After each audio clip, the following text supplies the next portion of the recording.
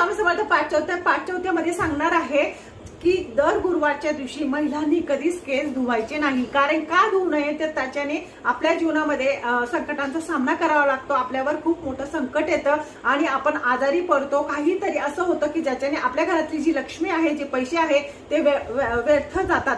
आणि दुसरं कारण असेल, ज्यांना 12वा आणि 8वा गुरु आहे त्यांनी काय करायचं आहे तर दान धर्म करायचा आहे, पिवळ्या फुलांचं दान करायचं आहे किंवा मंदिरात जाऊन तुम्हाला पिवळ्या कलरचं फुलं किंवा मंदिरात पिवळ्या कलरची फुलं किंवा गोर गरीब असतील त्यांना केळी वगैरे खाऊ घालायची पिवळ्या कलरची, किंवा ब्राह्मणाला 101 किंवा 11 रुपये 21 रुपये असे तुमच्या ऐपतीप्रमाणे तुम्ही त्यांना दान देऊ शकता।